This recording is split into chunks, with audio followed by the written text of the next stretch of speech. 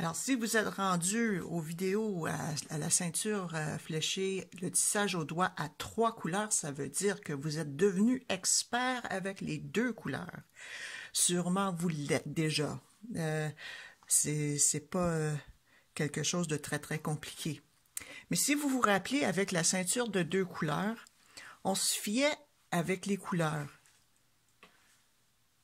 Alors, pour vous rappeler, on prenait tous les bleus, on passait le fil blanc, après ça on remettait tous les bleus à la table et à chaque fois qu'on faisait au fur et à mesure, c'était en prenant toutes les couleurs de la même couleur.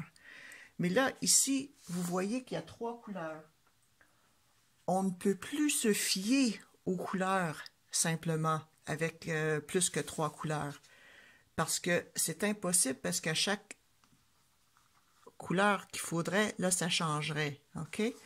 Alors, moi, ici, j'ai pris 4 fils de chaque couleur.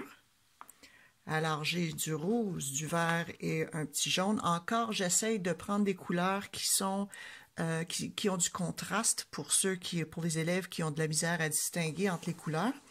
C'est bien à savoir avant qu'on commence ce projet-là s'il y a des élèves qui ont des problèmes à distinguer les couleurs.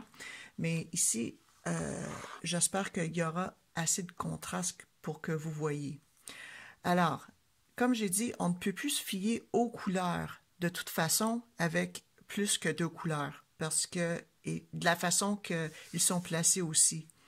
Alors, ce que je fais à ce moment-ci, c'est avec ma main gauche, je vais prendre chaque 2 fils.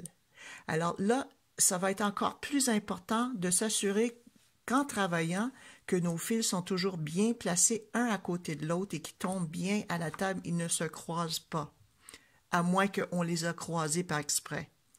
Alors, je prends avec ma main gauche chaque 2 fils. OK? Là, je les sépare bien comme il faut. Je veux m'assurer que tous les 2 fils, les autres fils sont bien à la table. OK? Alors là, j'ai 6 fils dans ma main gauche. J'en ai 6 à la table. OK? Avec ma main droite, je prends un fil de la droite, je le passe en dessous. OK? C'est la même technique, except maintenant, on ne se fie plus sur les couleurs. OK? Je vais le faire encore. Là, c'est mon petit fil jaune qui est rendu à la gauche. Là, je commence. Et là, si vous remarquez, au haut, là, mon fil jaune est en dessous le fil rouge. Alors là, ça me donne une idée que le prochain fil, ce sera celui qui est en dessous. Alors, chaque deuxième fil, c'est celui qui est en dessous. Alors, je vais ramasser tous ces fils-là. Je m'assure que rien ne se croise. Je sépare un petit peu pour serrer un petit peu. Là, je prends mon fil de droit, je le passe en dessous. Et c'est encore la même chose. OK? Là, je vais arranger mes fils bien comme il faut pour m'assurer que tout tombe bien. OK? Et là, je peux continuer. Mon fil, c'est un jaune encore. Vous allez voir le prochain que je dois ramasser, le deuxième fil. Il est en dessous. Je prends ce fil-là. Ah, pas celui-là, celui-là, oui, celui-là, non. Celui-là, oui, celui-là, non.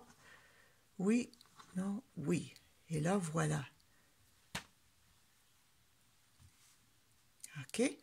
Alors, moi, je vais continuer. Je vais faire avancer le vidéo et on va essayer de voir à quoi ça va avoir l'air.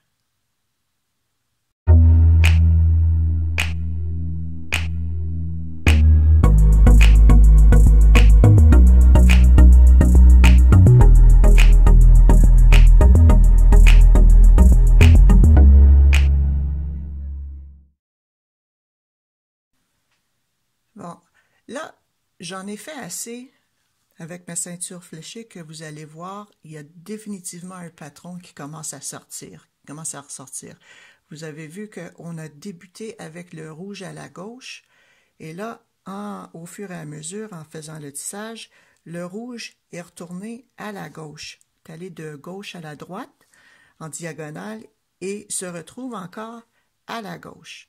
Alors, ça fait tout un patron, et on peut continuer, évidemment.